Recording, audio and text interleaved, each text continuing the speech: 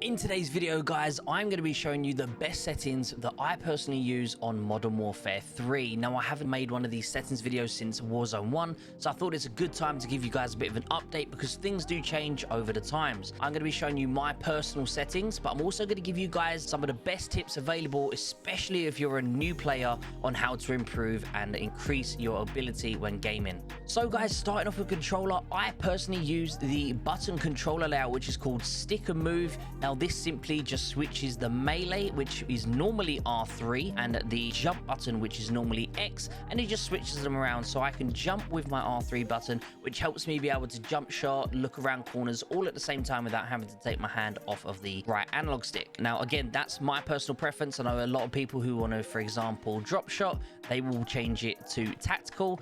This will then enable them to be able to use R3 to lay down. So, of course, depending on your playstyle, depends on your button layout, but that's a very important thing that I think you guys should kind of consider on how your playstyle is and how you personally would like to play. Now, guys, moving down to the dead zones. Now, the dead zone input is a brand new feature they actually have where you can test to see what your dead zone is. Now, if you see here, when you let go, if you have like a bad controller with stick drift, it will be showing things like this where you can see it's moving, but my controller doesn't have any stick drift, so it's both on 0-0. If you do find out that you are getting stick drift, you can change these. As a professional player, most of these people would turn this down between like 0 and 5. I have mine on 15. This is pretty much all standard. The only thing I've changed is my triggers.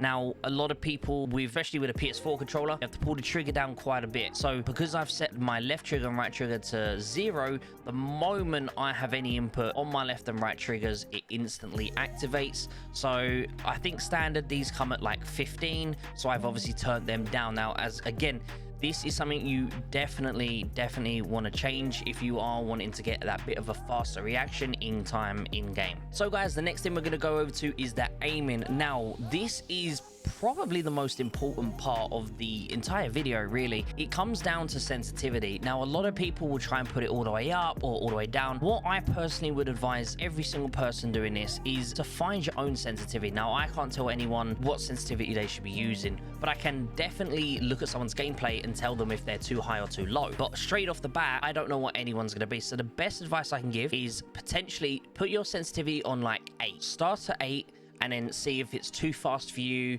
or if it's too slow for you. The best way for you to be able to kind of tell whether or not your sensitivity is too fast is going to be when you're aiming at someone. If you find that you tend to sort of aim a bit too far to the left and then you recorrect yourself to the right, but you go a bit too far to the right, that's normally because your sensitivity is a bit too fast. Now, this could be one of two things. Again, your sensitivity could be too fast, or you haven't changed your ADS sensitivity multiplier.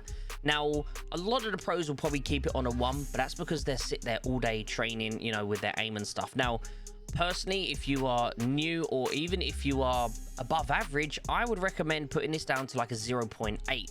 Now, what this does is when you aim down sight, it makes it so that your sensitivity is not as fast. It's 0.8%. The value 1 would be, you'd be on 11-11 for my example. But with it being on 0.8, it turns my sensitivity while I'm aimed down sight to around, I think it would be about an 8 or 9. So basically, it's a percentage of your overall ADS sensitivity. So try putting this down to 0.8, and then if you're still overcorrecting yourself, turn your sensitivity down. If you find that you're not able to aim on them enough, turn your sensitivity up. But 100%, these are the main two things when trying to improve. Put your ADS sensitivity multiplier to 0.8 and increase your sensitivity if you are not aiming on them enough. And of course, if you're going and overcorrecting yourself, turn your sensitivity down.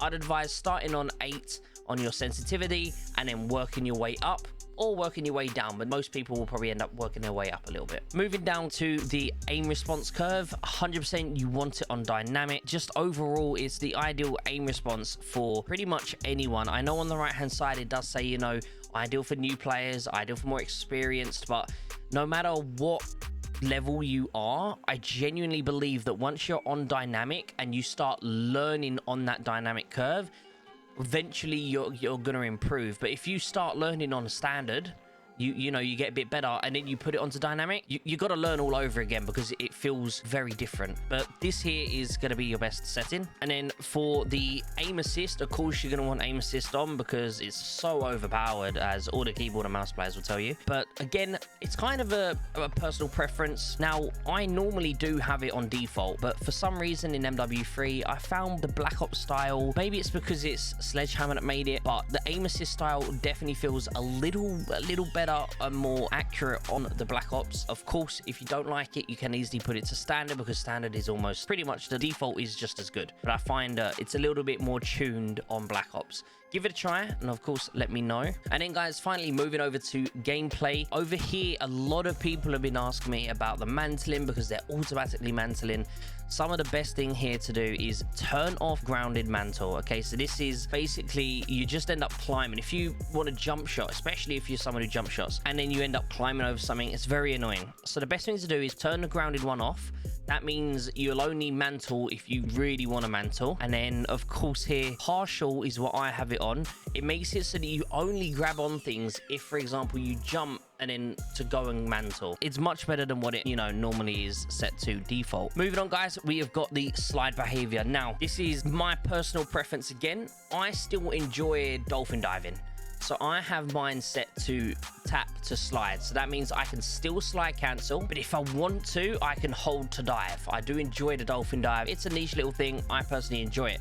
But if you only want to slide cancel, you don't care about diving, I personally would set it to slide only because it's actually a little bit more responsive if you have it on slide only when trying to slide cancel. So if you want to be able to dive, I'd advise tap to slide. But if you do not care about diving in the slightest and you just want to be one of those demons slide canceling around the map, definitely check out and put it on slide only. And I do believe for this section here, it's going to be, I personally keep all of this stuff here standard except this here. I have this set to tap to prioritize interact. So what this does is when you're trying to reload a gun, when you reload or interact with something, especially when reloading, because I would like to be able to reload my gun at specific times. But let's just say I'm trying to open a door. If I'm trying to open a door to get into cover and I press it and it reloads my gun and now I've got to sit there while you don't want that. So I know if I want to reload, I'm going to hold square to reload. If I want to get in somewhere, I just tap it. This includes things like picking guns off the floor, opening boxes. So let's just say in Warzone, when I land and I want to pick up a gun off the floor, if I have to press and hold it, I don't like that. I want to be able to instantly press and pick it up. So prioritize interact, I think, is going to be your best shot to be able to get in and quickly do things. Obviously, reloading is an important factor, but I think that reloading, you know when you want to reload. So then in that case, just press and hold it, I think is going to be the better option. The apply one or apply all, a lot of people do like apply all, but I think apply one is much better because you hold on triangle to play upright. Let's just say someone starts shooting me, I can let go of triangle and be ready to fire. Gets my gun out as soon as possible. Whereas if I put it on apply all, you got to finish the animation. It's not as quick getting out of that animation when trying to get back into a gunfight. So again, these are just little things that I personally feel like don't need to be changed, but could be changed if you personally want to. Moving over to the graphics, guys, I think pretty much all of my graphics are pretty standard. I know that I'm on PC, obviously. This is, I don't know, maybe not many people know this, but a render resolution should always be at 100 because 100 is set to your monitor's settings. So if I put it any lower, the graphics aren't going to be set to the resolution of my screen. So you want to keep it to the resolution of your screen. So I've scrolled down here to show you all of my stuff here. I haven't changed personally. So definitely depth of field, this is something that I think you should turn off because what it does, if it's turned on, it just blurs the things close to you. You don't really want to be blurring anything out. You want to keep everything at perfect quality. And then finally, guys, over to the field of view. Of course, I personally play on 120 FOV. I think everyone does now, even like the console players, they all play at 120 now. A lot of people ask me about affected or independent. Now, I personally would say to definitely have it on affected because when you aim down sight, it makes your gun not as big. You don't zoom in as far, which means you, one, have less recoil, and two, you see more of your surroundings and your peripherals when aimed down sight.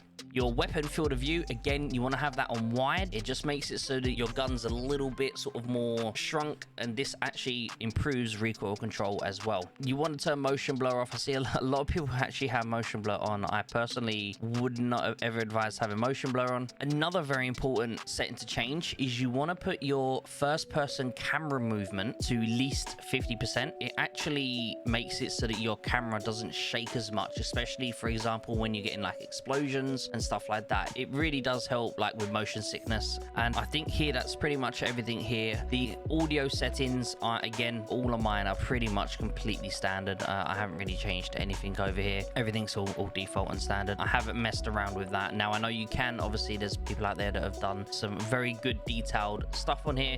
A lot of people moan they can't hear footsteps. I personally don't have a problem with any of this, and I generally really enjoy the standard default settings of Call of Duty and Warzone. But yeah guys, thank you so much for watching the video. I hope this has helped you. If there is any more further questions you'd like me to deep down into, feel free to either follow me over on my Twitch, or I'm actually streaming here on YouTube as well most days of the week now. So of course, leave a comment down below and I'm definitely going to respond to it. Or if you would rather speak to me in person, definitely stop by one of the streams. Really appreciate you all guys. Thank you for being so amazing, and I'll catch you in the next video.